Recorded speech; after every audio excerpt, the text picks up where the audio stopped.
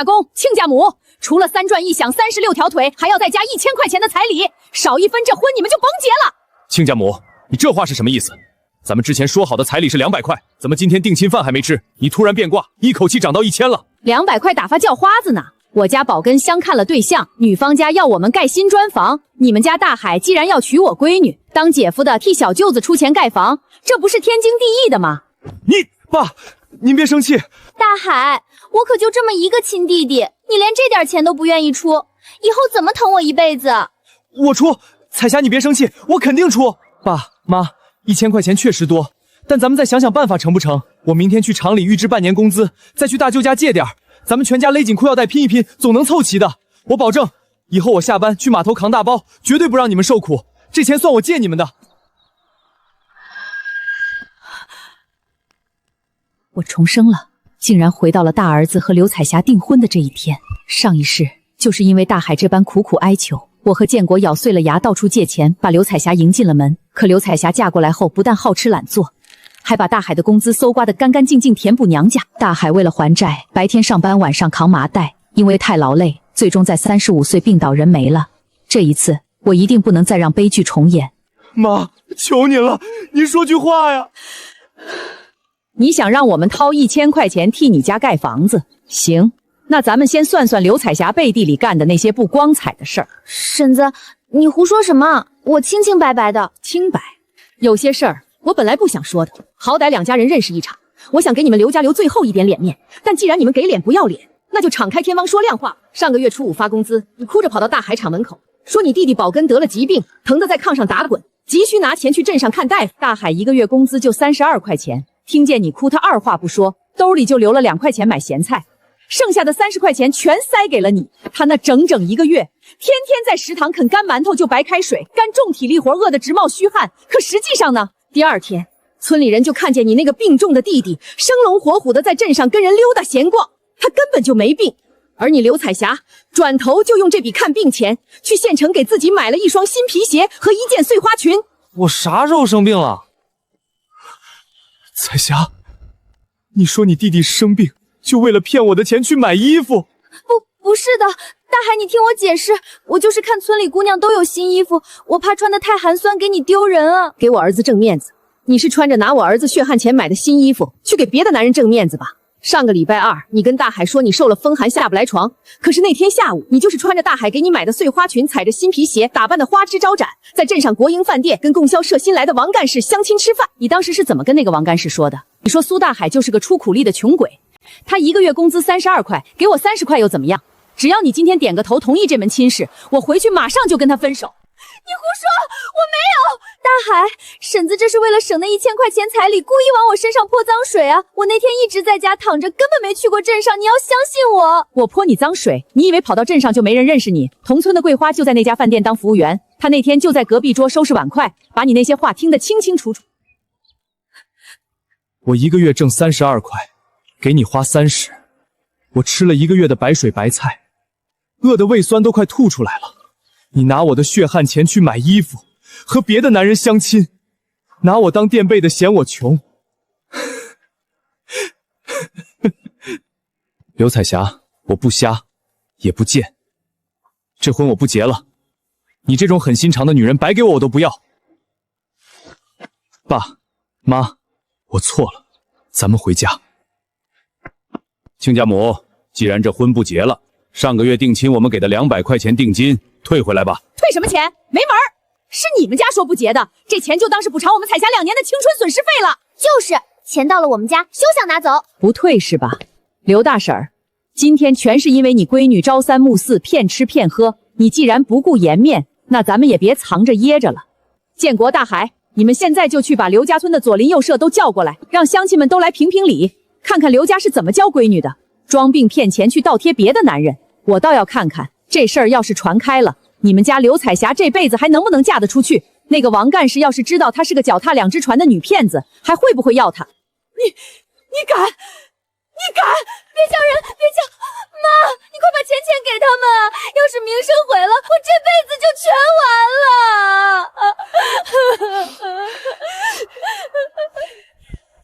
拿走，拿了钱赶紧滚！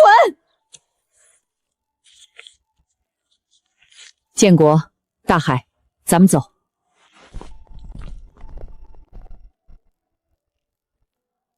爸妈，怎么了？刘家人又整什么幺蛾子了？你哥的婚退了，以后刘家跟咱们没半点关系。什么？真是欺人太甚！这刘家简直就是一窝吸血鬼！刘彩霞那个没良心的女人，怎么敢这么欺负我大哥？妈，你刚才怎么不让我跟着去？我要是在了，非把他们家运子掀了不可。大哥，你别难受，那种嫌贫爱富的女人，就算娶进门也是个麻烦。退了正好，我不难受，我就是觉得对不起家里，为了我这破事儿欠了一屁股债。一家人不说两家话。大和，你算数好，算算咱们家现在到底是个什么家底。妈，今天退回来的200，加上家里的散碎活钱，一共235。但为了给大哥凑彩礼，咱们借了大舅50，邻居张大爷30，还有爸预支的2个月工钱，外债总共180块。要是明天把债都还清，咱们全家就只剩下55块钱了。55块，5个大人，这连应付个头疼脑热都不够。爸妈，明天一早我就去找车间主任，看能不能多给我派点夜班计线的活。下了班我再去码头扛麻袋，我拼了命也会把钱挣回来的。不行！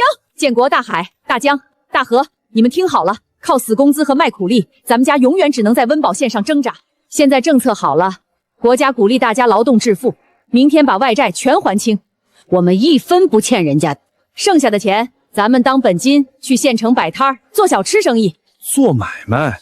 妈，去县城摆摊这事儿能行吗？我在镇上是看到有几个卖瓜子儿、修鞋的，可别人背地里都叫他们2道贩子。咱们家要是去摆摊儿，村里人还不知道要在背后怎么编排咱们呢。就是啊，妈，咱们家祖祖辈辈都是干力气活的，我也就学了点钳工手艺，做小吃生意，咱们1没经验，2没门路。要是把最后这点本钱都赔进去，家里就真揭不开锅了。大江、大海，面子能当饭吃吗？面子能帮咱们还清那180块钱的债债吗？我知道你们顾虑什么，但现在政策放开了，国家都在鼓励大伙儿劳动致富。人家南方沿海那边摆地摊挣了万元户的都大有人在，咱们凭自己的手艺，干干净净做吃食，不偷不抢，1分1毛都是干干净净的血汗钱，谁敢笑话咱们？我算了一下，县城里有纺织厂、肉联厂和化肥厂，好几万的工人，只要有一小部分人愿意掏钱买，那赚的钱绝对比大哥干1个月死工资多得多。行，既然政策允许，老三也说能挣钱，那咱们就干票大的。可是妈，咱们去县城到底卖啥呀？包子、油条、阳春面，县城里国营饭店和老摊子多的是，咱们去抢生意，人家能买账吗？对啊，妈，您做饭虽然好吃，但包子、面条这些东西，谁家媳妇儿不会做？咱们拿什么吸引县城里的工人？包子、油条不稀奇，咱们当然不卖那些，咱们卖点新鲜的，带肉的。带肉的？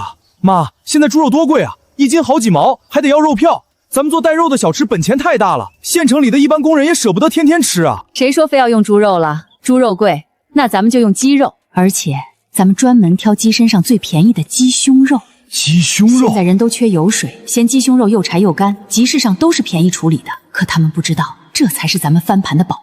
妈，那鸡胸肉干巴巴的，做出来能好卖吗？你们不懂，这鸡肉做别的不好吃，但拿来做那样东西，那是绝配。咱们把肉片开，用木锤敲松软，加葱姜蒜和五香粉腌一整宿，等肉吃到了味道，裹上面糊，在滚烫的油锅里这么一炸，等鸡肉炸得金黄酥脆，捞出来控干油，咬上一口，外面酥脆，里面鲜嫩多汁，满嘴流油，香飘10里。这东西我给它起个名字，叫脆皮大鸡排。脆皮大鸡排？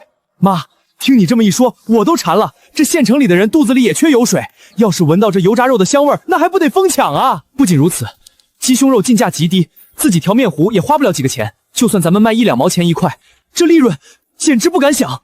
行，不就是做买卖吗？干了！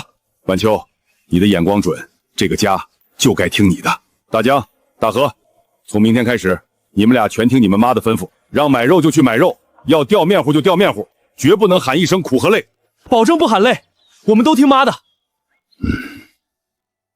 大海，爸，你先不用跟着去摆摊儿，咱们这生意还没见着回头钱，家里不能断了稳定的进项。你明天照常去农机厂上班，稳住你的2级工岗位，这是咱们家最后兜底的后路。等咱们家这鸡排摊子真在县城扎稳了脚跟，你再辞职来帮忙也不迟。爸，我懂，我都听您的。摆摊儿得有个手推车和煤炉子吧？这些家伙事不用去外面买，我苏建国亲手给你们打一饭最结实的。好，那咱们明天一早就兵分2路，跟我去买肉。咱们先在家里炸出这第1块脆皮大鸡排。大江，跟上，咱们今天得赶第一波去镇上的集市，去晚了就挑不到新鲜的了。放心吧，妈，我腿脚快着呢。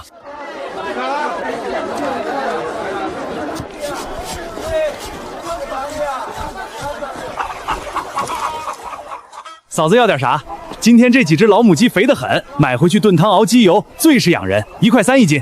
或者来对鸡大腿，给家里半大小子解馋，那个1块钱一斤。这年代人都缺油水，专挑肥的买，可我要的偏偏不是这些。王老板，那堆鸡胸肉怎么卖？嫂子买这干啥？这鸡脯肉全是死瘦肉，连点皮和肥油的塞牙缝。你要想吃肉，不如添点钱买鸡大腿。我就需要这纯瘦肉，这部位你这儿也不太好走量吧？你报个实称价，要是合适，按10%几斤，我全包了。全包了。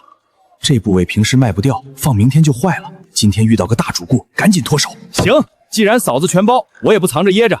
这平时散卖是6毛钱一斤，你今天全包，我算4毛5分钱，这可是最低价，再低我真要赔本了。好，王老板痛快，给我称吧。要是肉好，我明天还来找你。4毛5分钱，比起8毛的猪肉和1块的鸡腿，这性价比绝了。一共12斤肉，才花了5块4毛钱。妈，这算盘打的是真精啊！大哥，干嘛呢？二哥，妈，你们可算回来了。我刚查了好几本关于食品加工的资料，妈说的那种外酥里嫩的做法，关键就在于外面的那层面糊。哦，咱们家的高中生研究出什么门道了？我比对过了，单纯用面粉裹着炸，皮太硬，放凉了咬不动。要是全用红薯淀粉，刚出锅是脆的，但不到10分钟就会软塌塌，没法卖。这也不行，那也不行，那到底怎么弄？要想外皮酥脆持久，而且炸出漂亮的鱼鳞脆皮，必须按照比例混合，红薯淀粉占7成，掺入3成的小麦面粉，再加一点点咱们发面用的起子，这样面糊遇热膨胀，不仅极度酥脆，还能完美锁住肉里的水分。前世家里穷，毁了你的学业，这一世妈一定要让你发挥所长。好，大河这脑子就是好使，面糊的秘方就交给你了。建国，你的家伙事儿准备的怎么样了？早准备好了。晚秋，你看这玩意儿行不行？太行了，建国，你的手艺可是帮了大忙了。有了这玩意儿，那干巴巴的鸡熏肉绝对能脱胎换骨。大江打水洗肉，大河去切葱姜蒜准备腌料。今天全家齐上阵。建国，鸡胸肉干柴是因为纤维太紧，现在你用木锤均匀敲打，记住用巧劲儿把纤维敲断，让肉松软铺开，但表面绝对不能敲烂。明白。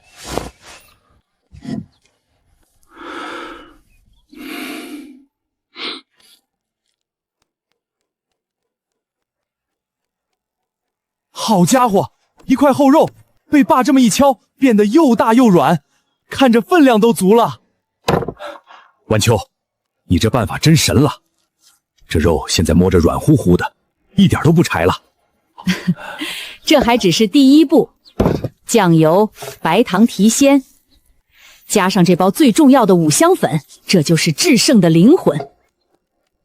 大江，洗干净手，给我揉。好嘞。这肉简直像海绵一样，把五香粉的香气全吸进去了。妈，这生肉闻着都这么香，这要是下了油锅，那香味儿还不得把全村的人都招来啊！馋猫，这还不行，肉还没完全吃透味道，找干净纱布盖上，放阴凉通风处，腌上整整1个白天。等到了傍晚，咱们就起锅烧油，妈亲自给你们炸这第一锅独一无二的脆皮大鸡排。这是什么味道？比过年炖肉还要香上10倍100倍。大哥，你可算回来了！快，洗手，妈马上要开炸了。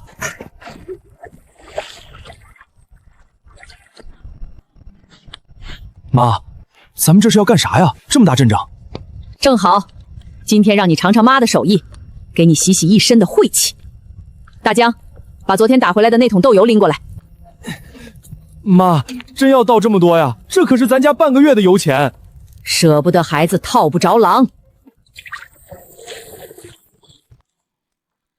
妈，这做啥好东西？用这么多？这比过年炸丸子用的还多啊！炸鸡排油必须得宽，油温得够，不然炸出来的鸡排吃着会腻。大河，面糊调的怎么样了？妈，您看，红薯淀粉7成，面粉3成，加了一点点起子，用水调成了这种拉丝的糊糊状态。我保证，这面糊裹上去绝对酥的掉渣。好，看好了，这是咱们家以后发财的摇钱树，你们几个都把步骤记在心里。这一步最关键，叫压粉。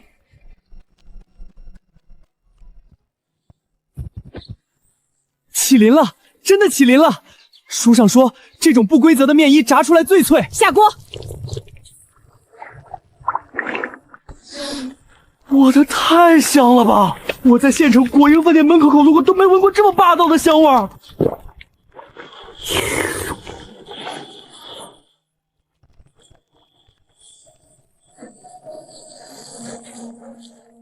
大江，拿刀来！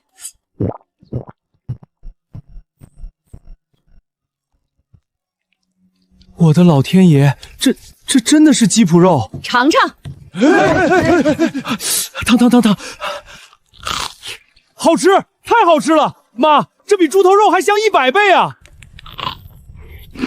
外皮酥脆不吸油，肉质鲜嫩不塞牙。妈，这鸡排没有一点鸡肉的腥味儿，全是香味儿。晚秋，你这手艺说是御厨都不为过。这肉吃进嘴里过瘾，这东西只要拿到县城去卖，那些工人绝对抢着买。有了这门手艺，一定能赚钱。有了这门手艺，咱们家肯定能赚钱。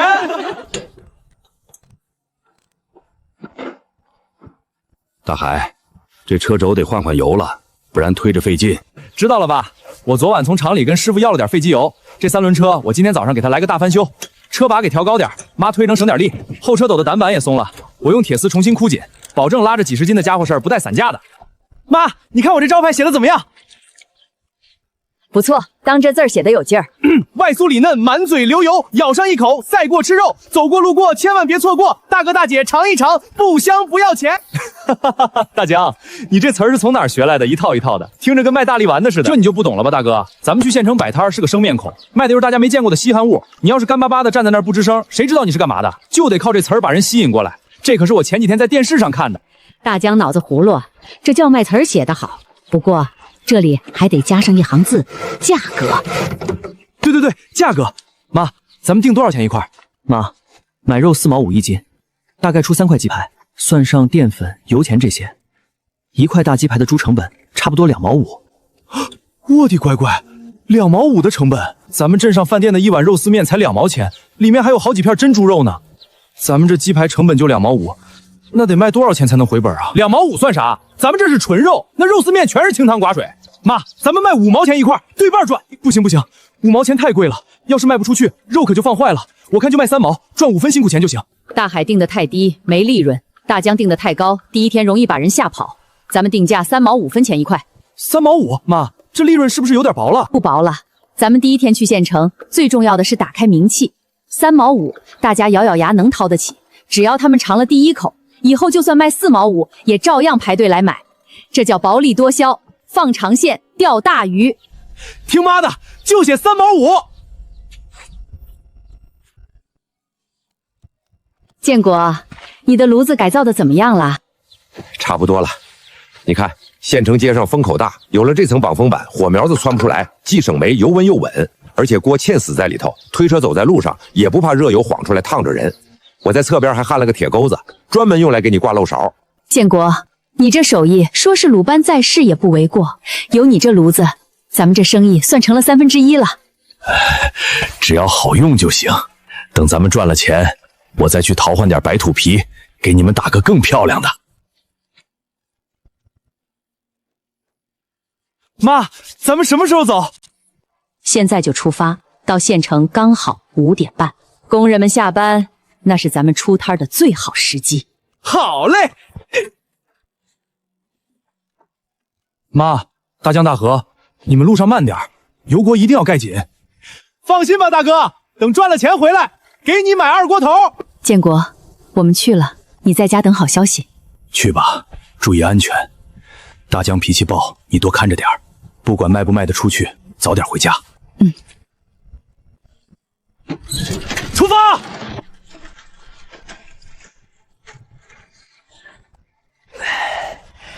哎呦，可算到了！大哥，快把挡风板支起来，炉子生火，眼瞅着厂里就要下班了。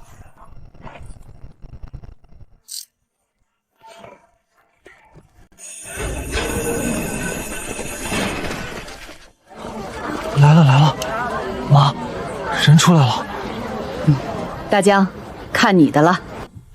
走过路过，大哥大姐千万别错过苏记大鸡排，外酥里嫩，满嘴流油，咬上一口赛过吃肉。今天头一次出摊儿，新鲜出炉的大鸡排，大家都来看看啊！大鸡排，这是个啥玩意儿？姐，这大鸡排就是用上好的鸡肉裹上咱们秘制的面糊，在油锅里炸出来的，又香又脆，里面全是肉汁儿。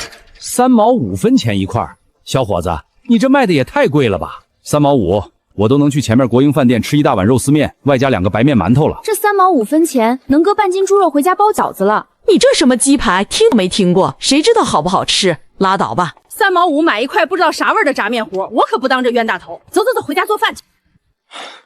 妈，怎么没人买啊？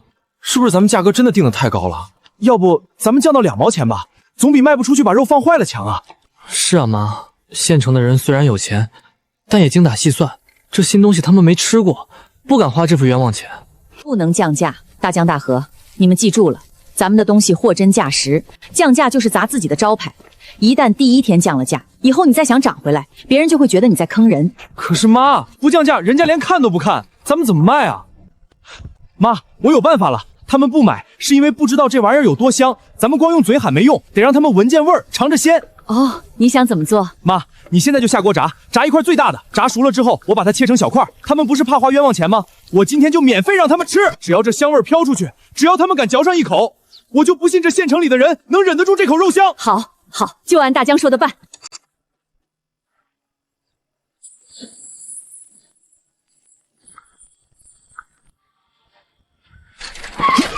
我的老天爷，这是什么味儿？怎么这么香？好像是炸肉的味儿。不对，炸肉没这么香，这味儿太勾人了。是从那边树底下飘过来的，走，过去看看。大娘，你这锅里炸的到底是啥呀？这味儿也太霸道了。这是咱们苏记独家秘制的鸡排，外头买不到。我知道大家觉得3毛5贵，怕花冤枉钱。今天我大江做主，切这一块给大家免费尝尝味儿，不用给钱。好吃您就掏钱买一块整的带回家下酒，不好吃您转身就走，我苏大江绝不拦着。不要钱免费吃肉，我的天，这小伙子是不是疯了？这可是纯肉啊！咋样啊，柱子，好吃不？好吃，太好吃了！外面的皮比油条还脆，里面的肉比豆腐还嫩，我这辈子没吃过这么香的肉。哥，给我来一块，给我妹也尝尝。好嘞，2块大鸡排，马上给您炸。给我大娘，给我炸2块，钱放这儿了啊！小伙子，那块大点的给我，我第一个交的钱。别挤啊，别挤，没看见排队的吗？这油锅可是烫人的，这要是翻了，咱们大家都没得吃。出锅3块。大哥，要不要来点辣椒面？咱家这辣椒面是自己炕的，香得很。来点，多放点。烫！哎呦喂，真香啊！妈，面糊快见底了。大江，数数排队的人数，后面的别让他们等了。各位街坊邻居，各位大哥大姐，实在是对不住了啊！咱们今天头一天出摊没经验，准备的肉太少了，现在盆里就剩下最后5块了，排在队伍前5位的能买到，后面的大哥大姐真是对不住，您各位今天白排了，明天请早吧。什么？没了？我这排了半天，口水都咽了半斤了，你告诉我没了？不行，把你们那剩下的碎肉给我炸了，我也得出钱买。就是啊，我孙子在家等着吃肉呢，我这空着手回去怎么交代呀？大家别急，大兄弟大妹子，不是我们不赚这个钱，是真的一块肉都没了。咱们这鸡排那是用了12种香料腌制了整整1天才能入味的。这要是拿没腌透的肉给你们炸，那就是砸我们自己的招牌，也是坑了大家的钱。大家要是信得过我这个老婆子，明天傍晚5点半还是这个地儿，还是这棵树底下，咱们保证多带点肉来。大娘，这可是你说的啊！明天我一听下班铃就往外冲。老三，咱们这就卖光了。二哥，卖光了，50块鸡排1块不剩，就连那些吊在案板上的脆皮渣子都被一个大婶要走回去拌饭了。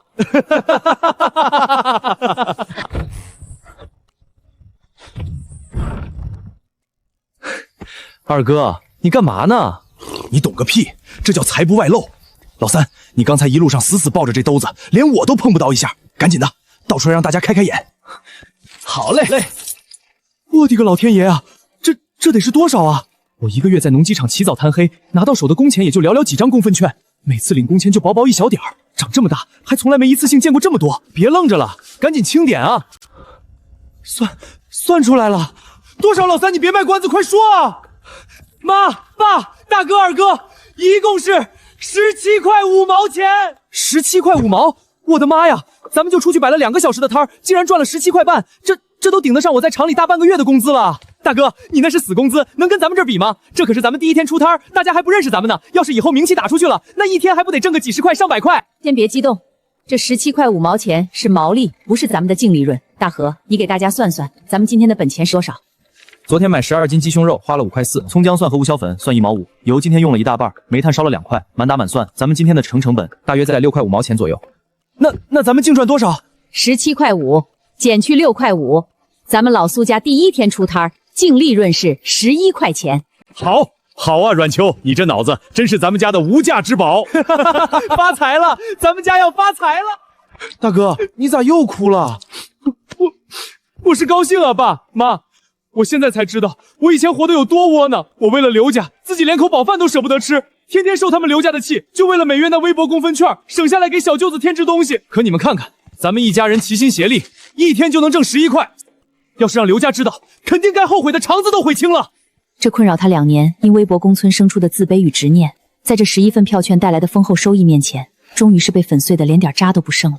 大哥说得好，明天下了班你就在家好好休息，摆摊的事儿交给我和老三，咱们兄弟3个齐心，齐力断金。不行，明天不仅是大海不能休息，咱们全家谁也别想闲着。妈，啥意思？咱们明天不摆摊了？摆当然要摆，而且要大摆特摆。今天那50块鸡排根本不够塞牙缝的。明天大江大河，你们俩天一亮就去集市找那个王老板，不管他摊子上有多少鸡胸肉，全给我包圆了。建国，明天你再去后院劈点好柴火，炉子里的火不够猛，明天咱们得多备一个土灶备用。来了，苏记的车来了。哎呦喂，大江兄弟，你们今天可算是晚了5分钟啊！我这口水都咽了半斤了。李叔，对不住，今天备的货实在太多，车轱辘都快压爆了，蹬得慢了点儿。各位大哥大姐、叔叔阿姨，久等了啊！今天咱们苏记备了足300块大鸡排，保证让队伍里的各位都能吃上热乎的。别废话了，赶紧收口下锅吧！要是不带一块回去，我家那小祖宗连晚饭都不吃。好嘞，马上开炸。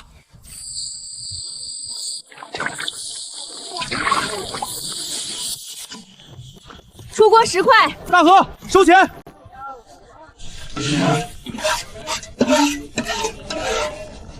各位，真是一滴面糊都不剩了，300块鸡排全卖光了。对不住，您各位明天请早吧。哎呦，我的亲娘哎，我的这条胳膊好像已经不是我自己的了。二哥，你切肉累，我这收钱找零的脑子也快转不动了。今天人太多了，好几次差点算错账。大江大河，赶紧用热水烫手，活血。都怪我，厂里最近赶任务不批假，家里的活儿全压在你们和妈身上了。大哥，你说这见外的话干啥？累是真累，但爽也是真爽啊！大哥，你猜猜，咱们今天300块鸡排卖出去，毛利是多少？100块。大哥，300块鸡排，每块3毛5，今天的毛利是105块钱。刨去肉钱、油钱和蜂窝煤，咱们家今天一天净赚60多块。咱们家这半个月确实赚到了不敢想的钱，但是你们有没有发现，今天有几个老主顾买完鸡排后小声嘀咕了什么？嘀咕啥了？我光顾着切肉了，没听清啊。大河，你听见了吗？妈，我好像听见那跟常来买肉的胖婶说，今天的鸡排好像比前2天的要稍微咸一点，而且无硝粉的味道没那么重了。对，就是这句话。你们知道这句话意味着什么吗？意味着咱们鸡排的味道不稳定了。晚秋，不就是盐多放了一把，少放了一把的事儿吗？这做饭哪有天天味道一模一样的？咱们是在家里做饭吗？咱们是在做生意。如果今天咸了，明天淡了，后天肉不脆了，大家就会觉得苏记的东西也就那样，时好时坏。1次2次他们可能不在乎，但3次4次呢，咱们的招牌就会被这一把盐1勺面粉给彻底砸了。妈，那您说咋办？咱们不能因为怕味道变就不增加备货量了吧？量要增，味道更要稳。从今天晚上开始，咱们家调面糊、腌鸡肉再也不允许出现一把、少许、大概这种词，一切都要标准化。大河，你给我记清楚，咱们的腌料比例彻底定死。每10斤敲好的鸡胸肉必须配2两半的粗盐，1两的白糖提鲜，3两的酱油上色，外加整整1包供销社卖的王记无硝粉，少1克不行，多1克也不行，全得用这小秤给我称明白。这就是书上说的工业化标准求成。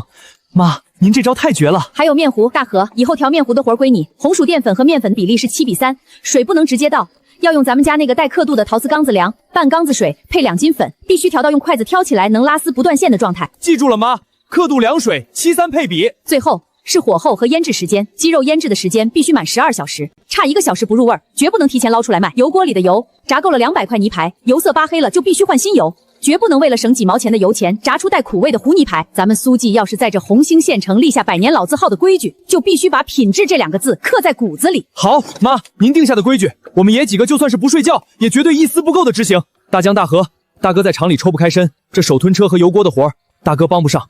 但从今天起，每天晚上敲肉、称料、腌肉的力气活，我苏大海全包了，绝不让你们这规矩乱了1分阴毫。大哥，有你这句话，咱们兄弟齐心，绝对把这苏记大家牌做到全县城第一。大半年过去了，苏家不仅还清了外债，家里那个破木匣子也已经被一叠叠的大连结塞得满满当当。热，这天真是太热了。大河，今天备了多少货？二哥，妈今天去市里的供销社进香料了，没跟咱们来。走之前她特意交代，今天太热，备货量减半，只带了150块出来。减半？那能够卖吗？平时咱们可是不到天黑就卖光300块的。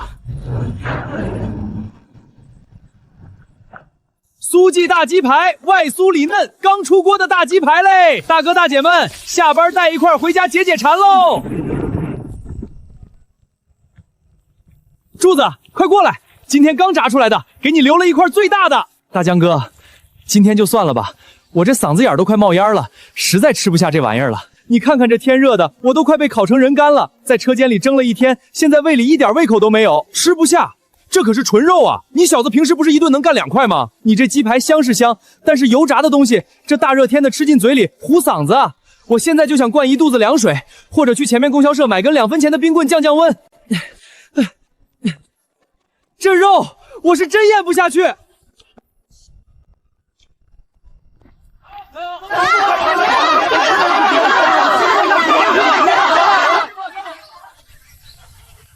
老三，咱们今天是不是卖不出去了？二哥，咱们今天的销量连平时的1/3都没达到，如果剩下的这些肉卖不出去，放一晚上就算不坏，明天味道也变了，咱们得亏死。到底是怎么回事？咱们的配方没变，油也是新换的，肉也是新鲜的，怎么突然就没人买了呢？难道是这县城的人吃咱们的鸡排吃腻了，咱们家的生意做到头了？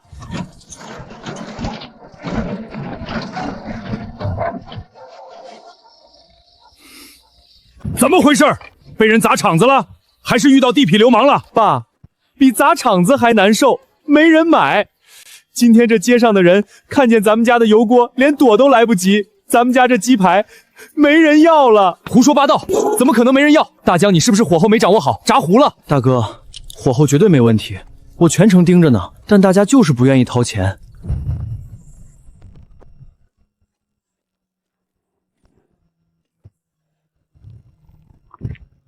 都在这儿杵着干嘛呢？妈，咱们家的生意完蛋了，这县城的人肯定是都是吃腻了，他们连看都不看一眼。吃腻了？建国、大海，你们俩刚干完重活回来，我问你们，如果我现在给你们端上一盘刚炸出来、冒着热气和油花的大鸡排，你们吃得下去吗？妈，说实话，我现在一点都不想吃肉，我现在就想弄半个井水里冰过的凉西瓜，或者干脆喝一大瓢凉水。天太热了，吃干的东西拉嗓子。听见了吗？你们的亲爸亲大哥都不想吃，你们凭什么指望那些在厂里蒸了1天的工人们去买？妈，您的意思是？不是咱们的鸡排不好吃了，也不是县城的人吃腻了，是季节不对，是气候的影响。对对对，柱子今天也是这么说的，他说嗓子眼冒烟，咽不下去。妈，您可太神了！那既然是天气的原因，咱们是不是得把摊子停了，等熬过了这3个月的3伏天再去卖？停摊儿为什么要停？遇到困难就躲，那是懦夫做生意的路子。既然顾客觉得吃鸡排干，觉得嗓子冒烟，觉得热，那咱们就给他们降降温，解解渴。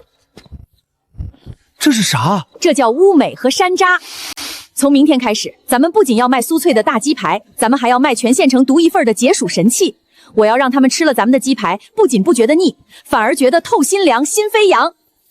妈，这黑不溜秋的东西真能解暑？不懂了吧？这可是老祖宗传下来的好东西。以前宫里的皇上大夏天去暑气喝的就是这个。这乌梅和山楂一起熬，不仅能生津治渴，最重要的是能解油腻。妈，这个黄晶晶的果子是什么？闻着有一股很清新的香气，不像橘子，也不像柚子。这叫柠檬，这东西酸的倒牙，一般人可受不了直接吃。但如果切成薄片，用冰水泡上，再加点咱们自己熬的冰糖水，那味道比供销社卖的那种全是糖精味的橘子汽水好喝10000倍。真有这么神？妈，那咱们赶紧熬一锅试试啊！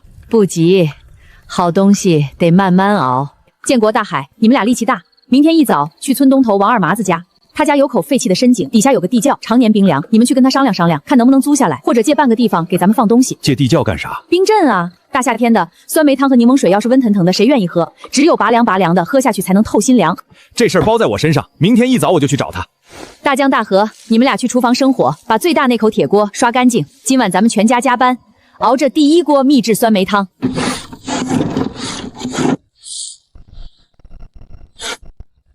水开下料包。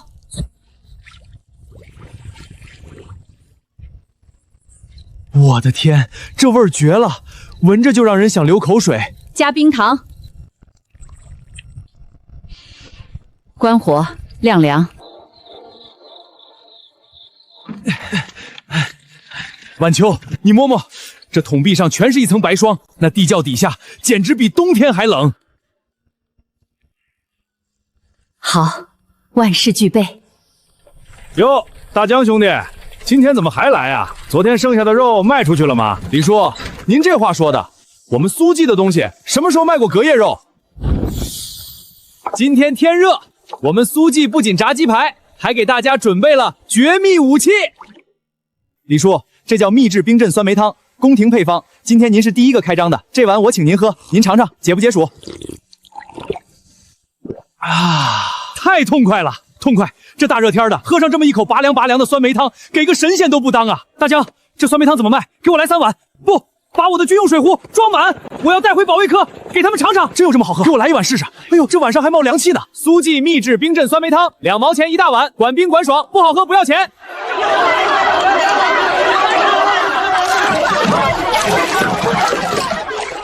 没了，酸梅汤卖光了。啊！我排了半天队，怎么这就没了？各位别急，酸梅汤没了，咱们还有另一手绝活。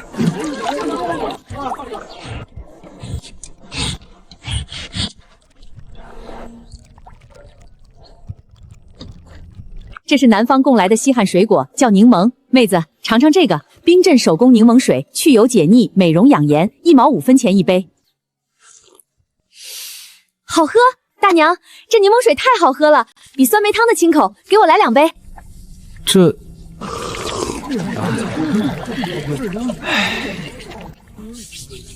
珠子，你过来。哎，珠子，你刚才不是嫌天热吃油炸的糊嗓子吗？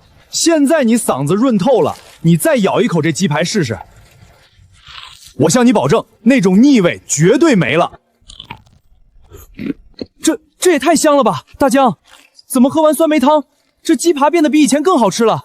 各位街坊，各位大哥大姐，冰镇酸梅汤配苏记大鸡扒，解暑又解馋，冰火2重天，这就叫神仙吃法。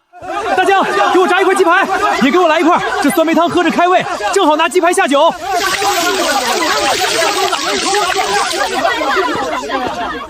各位顾客都停一停，听我老婆子说2句。大家觉得咱们苏记的脆皮大鸡排好吃吗？好吃，全县城找不出第2家。那咱们这深井冰镇的酸梅汤和手工柠檬水解渴吗？解渴，透心凉。既然大家都喜欢，那我林晚秋今天就给大家放个福利，从明天开始，咱们苏记推出神仙套餐，只要您买咱们家3毛5分钱的1块脆皮大鸡排，不用花2毛钱，也不用花1毛5，只要您再加1毛钱，1毛钱就能随便挑1碗冰镇酸汤或者1杯柠檬水，也就是说4毛5分钱，肉和冰饮您全带走。我的天，大娘，你这不是赔本赚吆喝吗？你这1毛钱换1碗酸梅汤，连熬冰糖的钱都不够吧？就是啊，这么卖，你家这生意还能干长久吗？咱们老苏家做生意，图的是个薄利多销，交的是个朋友。只要大家吃得高兴，喝得痛快，咱们这摊子就永远开得下去。好，大娘敞亮，那还等什么？明天啊，我现在就要买这个套餐，给我炸1块鸡排，再给我打1碗酸梅汤，4毛5是吧？拿着，我要套餐，我要2份套餐，带回去给我媳妇儿和孩子尝尝这冰火2重天。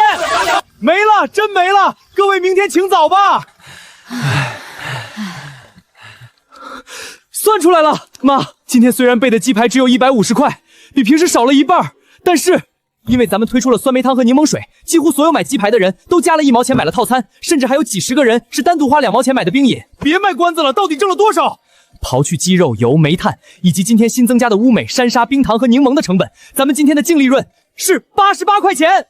88块，这怎么可能？1毛钱的冰饮怎么能赚出这么多钱来？这就是商业的秘密。大海，你觉得咱们那1毛钱一杯的酸梅汤赔本了吗？难道没赔吗？那里面可是有真材实料的冰糖和草药啊。当然没赔。大河，你告诉大哥，咱们今天熬那2大桶几十斤的酸梅汤，药材和冰糖一共花了多少钱？乌梅和山楂很便宜，冰糖贵点，加起来一共不到2块钱的成本。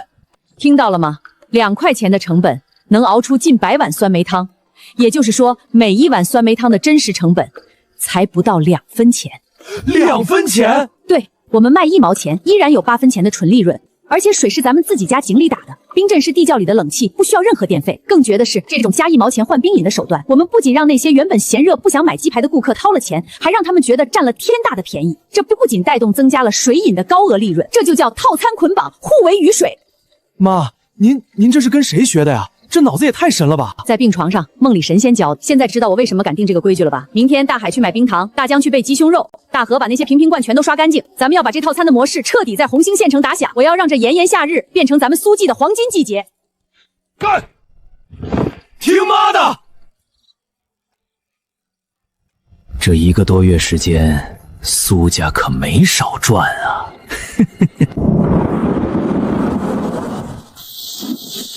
快收衣服，盖油布！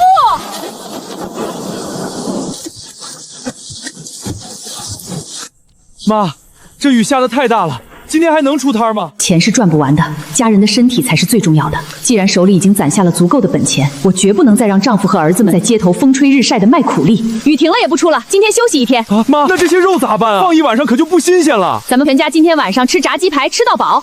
建国，大海，咱们不能再这么到处打游击了。晚秋，你的意思是找店面，开实体店。妈，开店，听说县城临街的铺子1个月租金就得好几十块呢。几十块算什么？咱们现在1天就能挣出这租金。妈说的对，开店好啊，有了店面，咱们就能多备几个炉子，还能摆上几张桌子，让客人坐着舒舒服服的喝冰饮，这才是大买卖。行，晚秋，我听你的。这1个月你们确实太苦了，有个店面，好歹有个落脚的地方，让咱们老苏家的人以后堂堂正正、体体面面的做生意，再也不用看天气了。妈，咱们这是去哪儿找铺面啊？去供销社那边吗？那边人多。供销社那边人虽然多，但都是买日用品的大爷大妈，他们舍不得花几毛钱吃小吃。咱们苏记的鸡排和冰饮，最大的顾客是年轻人和下班的工人，就是这里了。妈，那个铺子位置不错啊，为啥关着门？过去问问。大爷，跟您打听个事儿，这间铺子怎么关着门啊？这铺子啊，原来是个卖早点的，但这老板染上了坏习惯，把做生意的本钱都输光了，最近都没见过他了。这房东啊，正急着往外租呢，可谁敢接手啊？都怕那些要债的找上门来捣乱。妈，这铺子风水不好，还惹事儿，咱们还是换一家吧。租不出去，那这就意味着这间铺面有极其巨大的压价空间。至于那些要债的，我们老苏家3个壮小伙再加上建国，他们想找麻烦也得掂量掂量。大爷，您知道这房东在哪儿住吗？就在后面那条巷子，门前种了棵石榴树的就是。大妹子，你这也太狠了！我这可是临街的旺铺，1个月租金最少30块，你这直接给我降到20块，这也太欺负人了吧！老大哥，明人不说暗话。你那铺子什么情况？我打听清楚了，谁接手谁就得担着被人上门要债风险。除了我，你现在很难找出第2个租铺了。可是20块1个月，我一次性付你1年的租金。行，大妹子是个痛快人，20块就20块，咱们现在就签合同立字据。妈，咱们这就在县城有铺子了。对，大江大河，回家拿家伙事，明天咱们全家齐上阵打扫铺面。我要让苏记大鸡排这块招牌堂堂正正的挂在这个红星县城最繁华的街道上。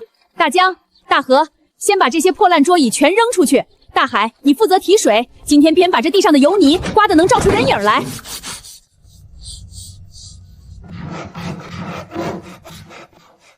爸，这台子打得真气派，比国营饭店那个石头柜台看着还顺眼。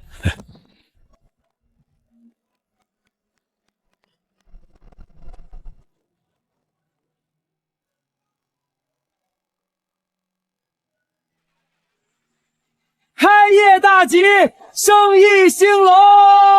哟，这苏记不是摆摊的那家吗？这就开起店来了。大娘，我昨天去纺织厂门口没找着你们。各位街坊邻居，承蒙大家这几个月的厚爱，咱们苏记今天正式在这儿开店了。为了庆祝今天开业，咱们苏记优惠大放送。今天所有进店购买鸡排的顾客，不仅免费送您一杯冰镇柠檬水，还额外送您一张咱们苏记的回购券。只要您攒够5张回购券，下次来免费换1块大鸡排。我的老天爷，这老板娘真是太大方了！快，给我炸2块！我要买5块，直接把那张免费卡给攒出来。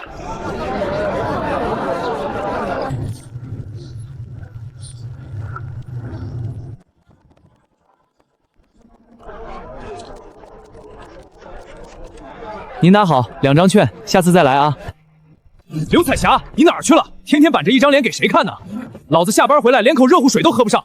姓王的，你一回来就冲我吼什么？你一个月挣那一点钱，全跟那帮朋友下馆子了，哪个远在网盖家里交分伙食钱？一家人挤在这30平米的筒子楼里，我天天还要听你横挑鼻子竖挑眼。呸！你少跟老子扯这些。当初结婚前，你妈不是吹牛说能陪嫁老苏家那200块定金吗？结果呢，你倒好，2手空空嫁过来，连1分钱都吐不出来，反倒让老子成了同事们的笑柄。怎么不说话了？心虚了？哼，天天就吃这个，真是臊气。妈，出大事了！干啥呀？大呼小叫的，我心里正烦着呢。你姐在婆家天天被嫌弃。不是啊，妈，我刚才去县城电影院广场溜达，你猜我看见谁了？老苏家，就是那个穷的连粗盐都买不起的苏大海家。他们去县城干嘛？要饭啊？要个屁饭！人家在电影院广场盘了个30多平米的大店面，气派的不得了。这怎么可能？退婚的时候，他们家不说掏空了家底，连那200块定金都是借的吗？可我亲眼看见苏大西、苏大河在柜台后面忙活呢。妈，你是没看见那场面，排队买鸡排的人从店门口一直排到了广场的台阶上，少说也有大几10号人，2口大油锅就跟印钞机一样，我都看傻眼了。一帮泥腿子，他们怎么可能开得起店？凭什么啊？妈，咱们不能就这么看着啊。老干，你慢点，等等我。这可是县城，离治安队大院不远，万一被巡逻的撞见，咱们可就麻烦了。来三儿，你要是现在害怕，就立刻回你的地方去。白天拿我香烟的时候答应的好好的，这时候跟我装什么胆小鬼？我告诉你，今天这事儿办成了，少不了你的好处。老根，我这不是提醒你小心为上吗？不过话说回来，你真的确定那家店是苏家开的？下午来看了一眼，招牌做的那么气派，怎么看也不像是个普通庄稼好能撑起来的场面啊！我怎么会看错？苏大江和苏大河就算化成灰我都认得。苏大海以前在咱们家的时候，连一句重话都不敢说，天天抢着给我家干白工送细粮。凭什么他们家一退婚，转头就能在县城最繁华的地方盘下这么大的店面？凭什么他们天天坐在店里数钱，而我连买盒烟都要四处凑钱？哼，今天如果不给他们点颜色看看，让他们知道厉害，我心里这口气就消不下去。走，摸过去。来三儿，把这锁给我弄开。这苏家做事还真仔细，这铁链和锁都是新买的陈货。少废话，动作快点。开了。好家伙，这纯正的黄豆油可不好弄，这一桶少说也得值不少钱。苏家竟然整整摆了好几桶。宝根，咱们要是把这油偷偷运出去，卖给镇上的小饭馆，指不定能换不少钱呢。拿走太费事，而且容易被发现。拿走了他们还能再买。今天我是要让他们开不成功，直接砸了他们的名声。把这桶脏水全给我倒进他们的新油桶里！我要让这些油全变臭。明天等他们起了锅，把肉往这油里一扔，炸出来的全是怪味儿。我倒要看看，到时候谁还会来吃他们苏记的鸡排？这招确实能让他们吃大亏。还有那2口锅和炉子，等倒完了水，你拿撬棍狠狠地砸，把里面的耐火泥内胆弄烂，铁锅砸出毛病。苏大海，你们老苏家想撇过我们过好日子，我今天就让你们明天没办法营业。宝根，大半夜的提着一桶脏水，不嫌沉吗？谁在说话？爸，您真是神机妙算。下午咱们开业的时候，您就说咱们家店面太扎眼，容易招来一些红眼病的贼，特意叫我们哥3个今天晚上留在店里守夜。没想到这连半夜都没过呢，还真把2只臭耗子给等来了。大半夜拉帮结伙，用铁丝和撬棍强行破开他人店铺大门，这叫做入室故意破坏生产经营。二哥，人证物证都在，他们跑不了。大海哥，姐夫，误会，这都是误会啊！我是听说你们家在县城开了大店，心里惦记着你们，特意带朋友连夜过来看看你们的。我真没想干坏事，来看看我们。刘宝根，你真当我是个傻子，由着你们刘家骗了一次又一次吗？大半夜撬了我们家的锁，拿着臭水往我们的新油桶里倒，还准备砸了我们的锅和炉子。你管这叫惦记我们？如果今天晚上我爸没带我们在这儿守着，明天我们苏记的招牌是不是就被你这桶臭水给彻底毁了？不是的，大海哥，你听我解释，是我旁边这个赖三，是他非要拉着我来的，是他眼红你们家挣钱，跟我没关系啊！刘宝根，你少在这里血口喷人，明明是你在村里听说苏家挣了大钱，嫉妒的眼睛滴血，下午还专门带我来踩点儿。这桶臭鱼烂虾的水也是你下午在河边收集的，说是要把苏家的油弄臭，还要让我拿撬棍把炉子砸烂，你现在想把脏水往我身上泼？行了，都别在这里演戏了，老老实实蹲下，双手抱头。谁要是敢动一下，别怪我这拳头不认人。宝根，两家既然已经退了婚，定金也退了，那咱们就是井水不犯河水。你们刘家要是觉得过得落魄，那是你们自己不走正道，怪不着别人。但如果你们想把心思动到我们老苏家的买卖上，想砸了我们的饭碗，那我苏建国第一个不答应。大河，你腿脚快，现在就出门去大马路上找找巡逻的治安队同志，就说咱们苏记脆皮大鸡排当场抓住了2个入室破坏生产经营的人。知道了吧，我这就去。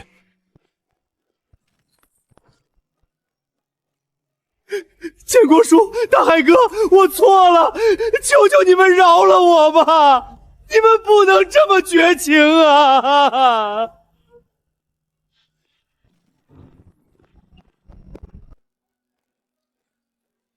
治安队那边的处罚决定已经下来了。队长，宝根怎么样了？什么时候能放他回来？哪有那么简单？大半夜撬开人家苏记的大门，性质非常严重。宝根这次不仅要被拘留，还会留下一笔抹不掉的档案记载。另外，苏家大门损坏的修补费，还有被脏水弄乱地方的清理费，零零总总加起来，你们必须全额赔偿人家的全部损失。还要赔钱？队长，这可该怎么办啊？家里真的没有余钱了。没有钱也得去凑，损坏了人家的东西必须赔偿。听我一句劝，赶紧去处理，千万别再拖了。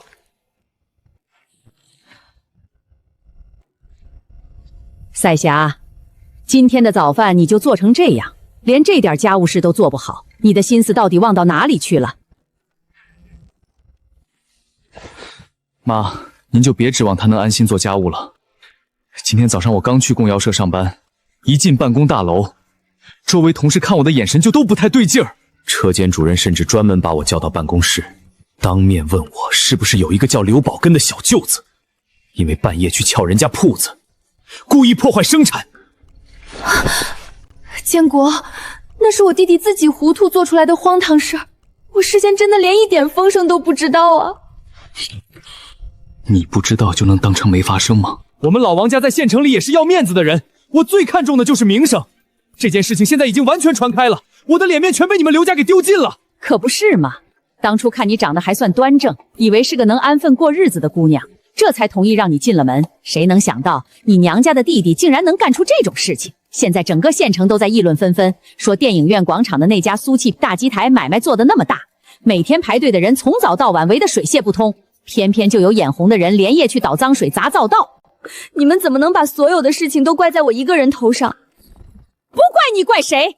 当初相亲的时候，人家苏家对你那是百依百顺，大儿子挣的工资恨不得全交给你，你偏偏听了你妈的挑唆，贪图我们建国的城市户口和工作，非要在订婚宴上逼着人家加1000块钱彩礼，硬生生把一门好亲事给退了。现在你看看，人家苏家在电影院广场开了那么大的实体店，全县城的人现在都在背地里笑话你。如果当初我没有听我妈的话，没有那么自私贪婪，非要多要那笔根本拿不出来的天价彩礼就好了。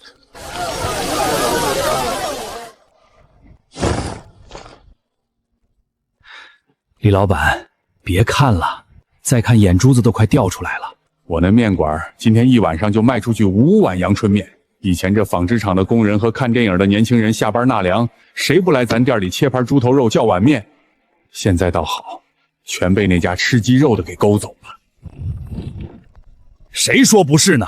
我那大师傅今天在厨房闲得直拍苍蝇。咱们在这片开饭馆，少说也有3、5年了，平时各做各的买卖，虽说不是大富大贵，但也算安稳。可这苏记才搬来几天，一个乡下来的泥腿子家庭，弄点油炸的碎鸡肉，哼，配上几杯凉水，就把咱们全街的客源给断了。他们那哪里是做正经买卖，分明是使了邪门歪道。1块鸡排加1毛钱就送1大碗冰镇酸梅汤，集齐5张纸片还能免费换1块。城里人图新鲜又爱占小便宜，全被他们那套不合规矩的招数给迷住了。可人家那味道确实邪乎。我昨天打发店里的小伙计偷偷去买了1块回来，那皮脆的跟干脆面似的，里面的肉还流汁儿。咱们店里的师傅手艺再好，也做不出这种怪东西。再这么下去，不出2个月，咱们这几家店连房租都交不起了，那就眼睁睁看着他们把咱们拖垮。我听说前阵子红星村有个叫刘宝根的，半夜去破他们家的门，结果被当场抓进治安队了，到现在还没放出来呢。明着来使坏肯定不行，治安队最近盯着紧呢。刘宝根那是蠢，没脑子的下三滥手段，动静闹得那么大，公家能不管吗？做买卖有做买卖的规矩，他苏记就算本事再大，炸鸡排总得用鸡胸肉吧，熬酸梅汤总得用玉梅和冰糖吧。李老板，你这脑子活，是不是想到什么治他们的法子了？我仔细琢磨过，他们苏记一天最少要卖掉200-300块鸡排，那鸡胸肉虽说平时买的人少，但天天这么大的消耗。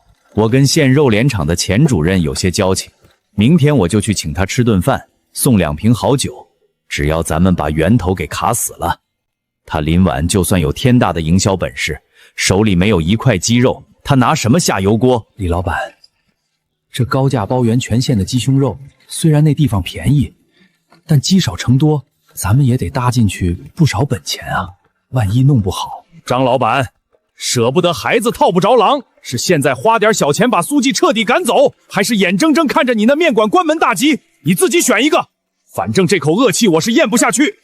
只要能让苏记关门，这个本钱我愿意出。既然大家都不想坐以待毙，那咱们明天就分头行动。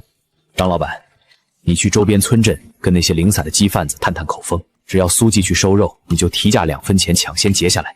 我去肉联厂那边活动，咱们联手不着痕迹的把他们的脖子给掐住，让他们连叫屈的地方都找不到。行，听李老板的，咱们这次就联合起来，非把这不讲规矩的苏记给挤兑走不可。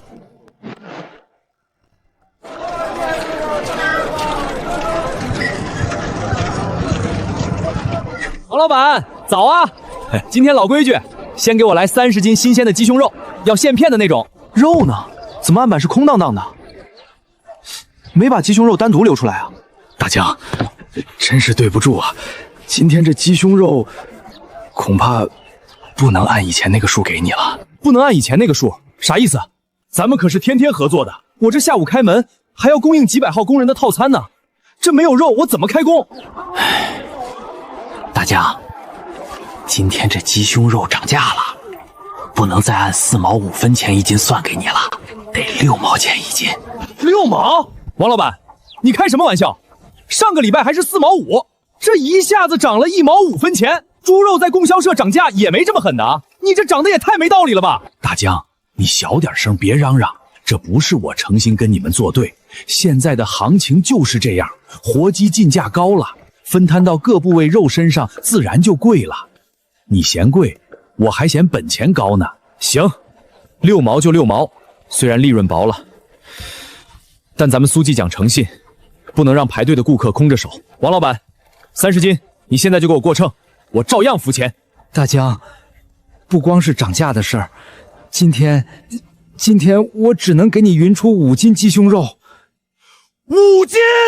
王老板，你不是在跟我开玩笑吧？5斤肉切出来顶多30块鸡排，我电影院广场那店门口每天排队的工人和看电影的年轻人少说也有大几十号，5斤肉连半个小时都撑不过去。你这大木笼子里不是明明还塞着10几只鸡吗？实话说吧，剩下的肉都已经有人出高价提前订走了。做买卖讲究个先来后到，人家给的价钱比你高，还要把剩下的货全包圆了。我开门做生意，总不能放着大钱不挣嘛。能给你留5斤，已经是看在咱们大半年交情的面子上了。出高价包圆是谁订走的？这我哪能随便透露客人的信息？反正人家也是做吃食买卖的，你到底要不要？要是不要，这5斤我可也留不住了。要，5斤我也要。王老板，既然你把话说到这份上了，那这5斤肉我拿走。不过我多嘴问一句，咱们以后的长久买卖，你是不是也打算这么办？以后的事儿以后再说吧，反正最近全县城的鸡脯肉都紧俏得很。大江，听哥哥一句劝，你也别光盯着我这一处。现肉联厂那边的量大，你们要是真有本事，去那边看看，说不定能成。突然无缘无故的大幅度涨价，还限制供货数量，甚至有人出高价在背后包圆，这绝对不是普通的行情，懂不懂？这是有人在暗中对我们苏记使坏，想要彻底断了我们的根啊！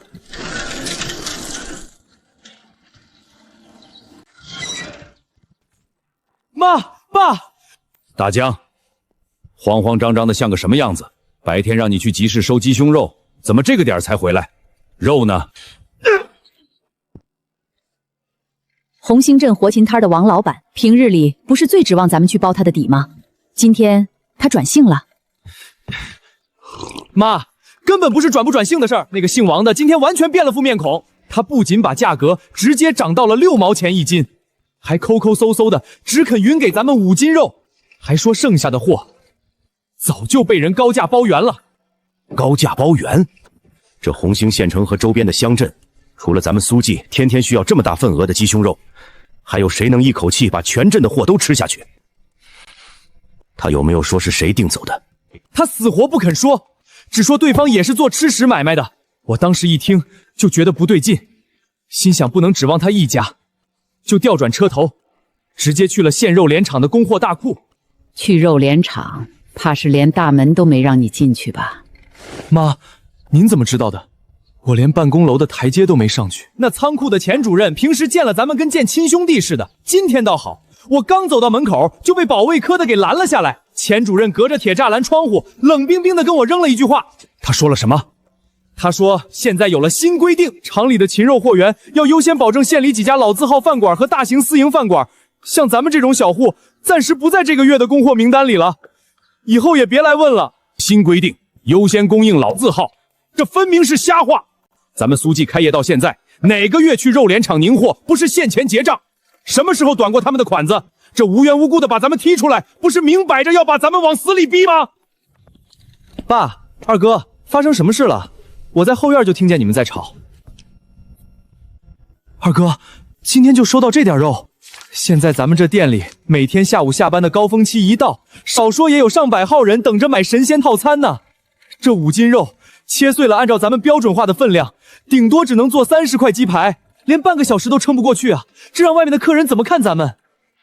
没肉了，一块多余的都没有了。不止肉联厂和红星镇，我回来的路上，把沿街几个散户鸡贩子的家全跑遍了。他们一看到我，个个跟见了瘟神一样躲着。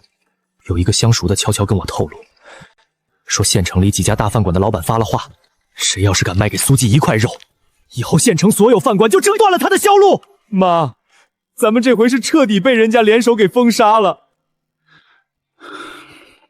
妈，现在该怎么办啊？大江，用不着憋屈，也用不着跟那帮鸡贩子生嫌气，人家这是看咱们苏记挣了大钱，红眼病彻底犯了。既然明着砸锁使坏走不通，就联合起来在源头上卡咱们的脖子，这招数不奇怪。可妈，咱们现在手里没肉，今天下午这大店还怎么开张啊？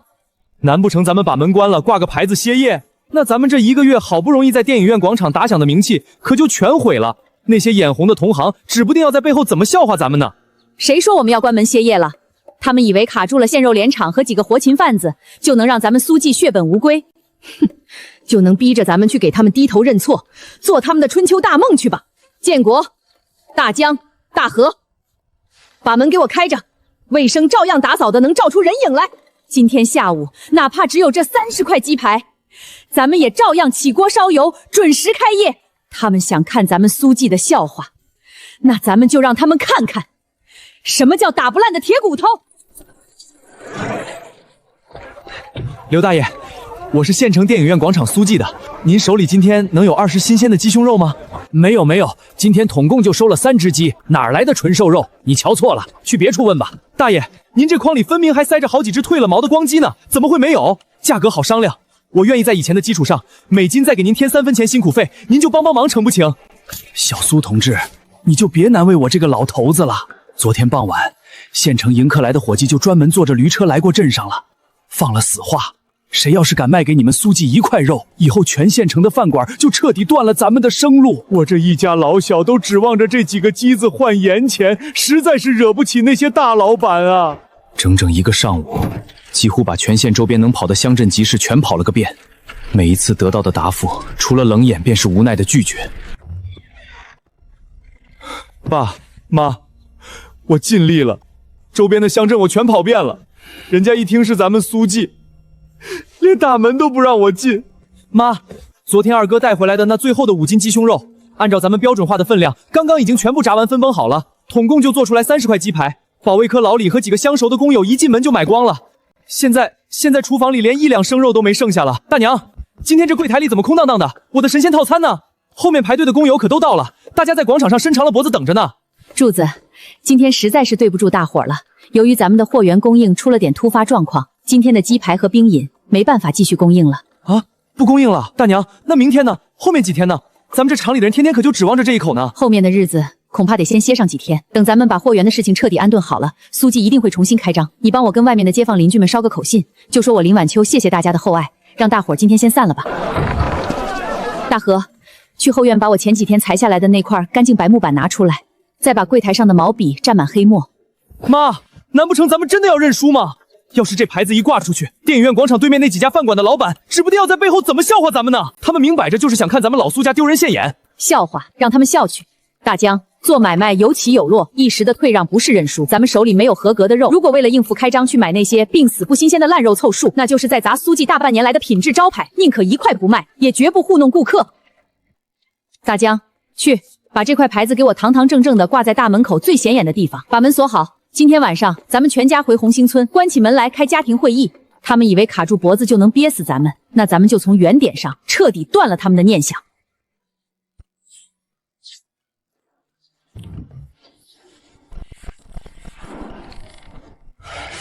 二哥，你别擦了，那柜台都快让你擦掉1层皮了。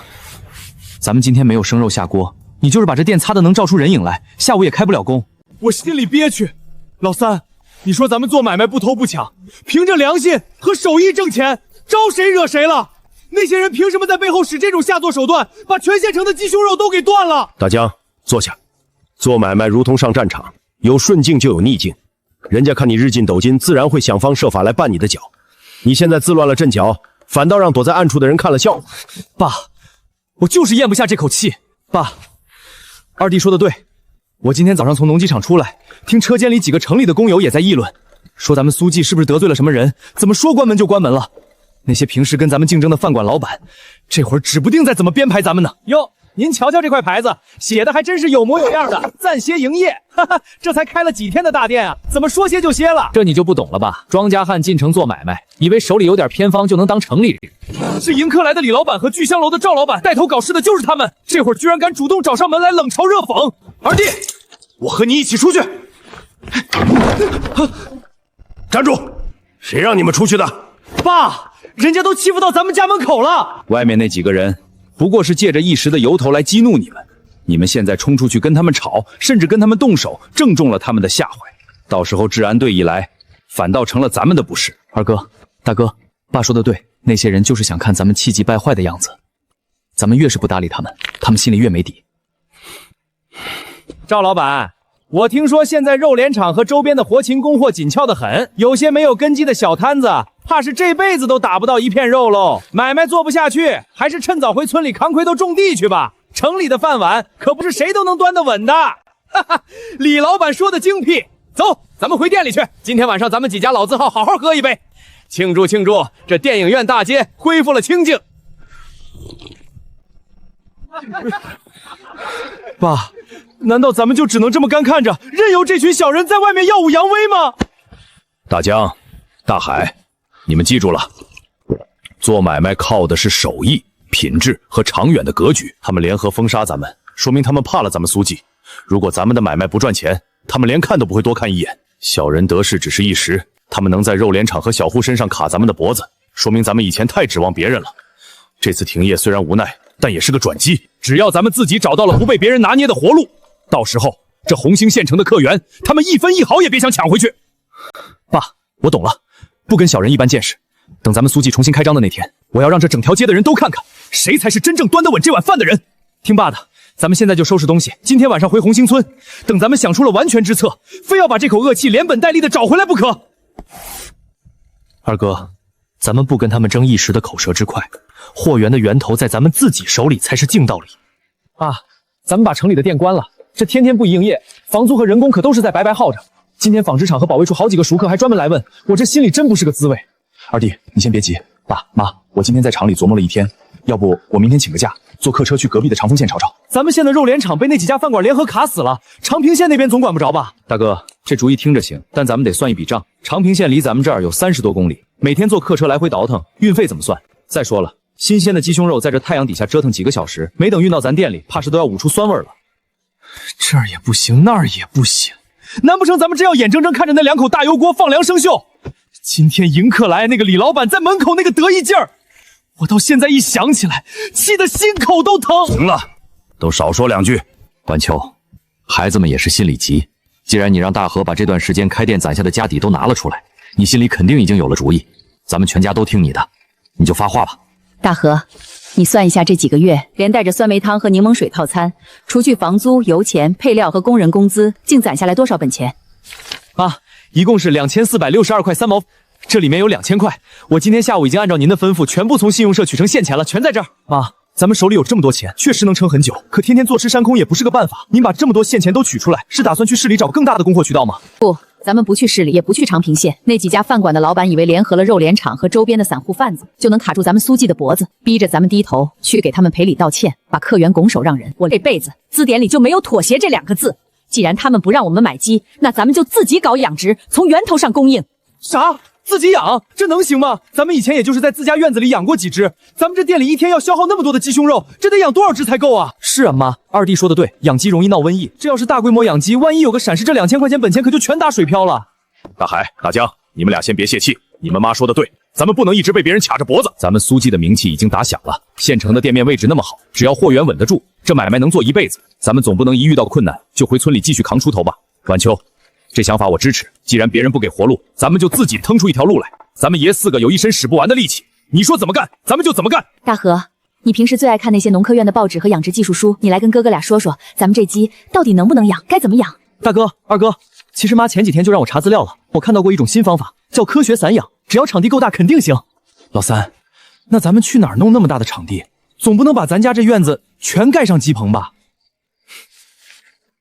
场地我已经选好了，咱们红星村后山那片废弃荒地，少说也有几百亩，那地方全是碎石子和荒草，种粮食长不出苗，这么多年一直在那里荒着。明天一早我就带着这2000块钱去找村长，把那片后山整体承包下来。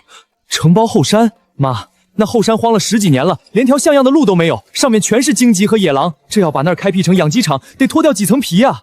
怕什么？咱们最不缺的就是力气。鸡场建起来，漫山遍野全是活鸡，咱们不仅能满足自己店里的供敬，以后价格比肉联厂还便宜。妈，只要承包下后山，咱们苏记就有了最坚实的后盾，谁也别想再卡咱们的脖子。等咱们再次回到红星县城电影院广场的那天，我要让这整条电影院大街都成为咱们苏记的天下。庆祥叔，起了吗？我是晚秋。大早上的，晚秋啊，你怎么起得这么早？听说你们家在大街上的大鸡排铺子不是刚歇业吗？我还寻思着你们最近要在家里好生歇息几天呢。庆祥叔，买卖歇了，这过日子的脚步不能停。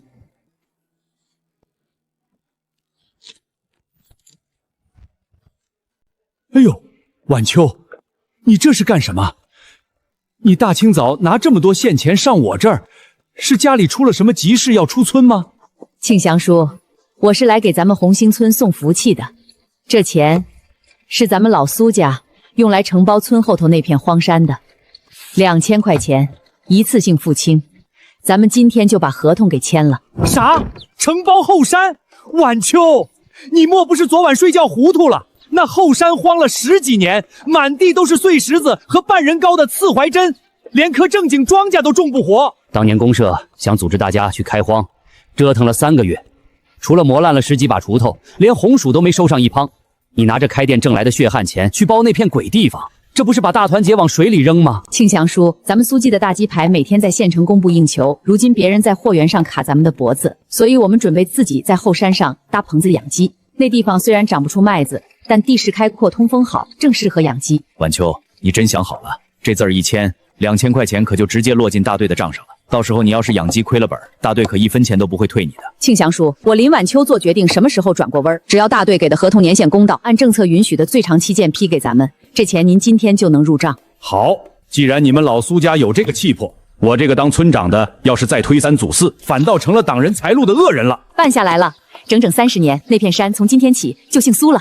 晚秋，县城里那家大铺子1天不开门，咱们的房租和人工就在白白耗着。既然合同到手了，咱们爷4个今天中午就搬上山去，1分钟都不能耽误，早一天把山上的经济砍光，咱们的鸡排店就能早一天重新开张。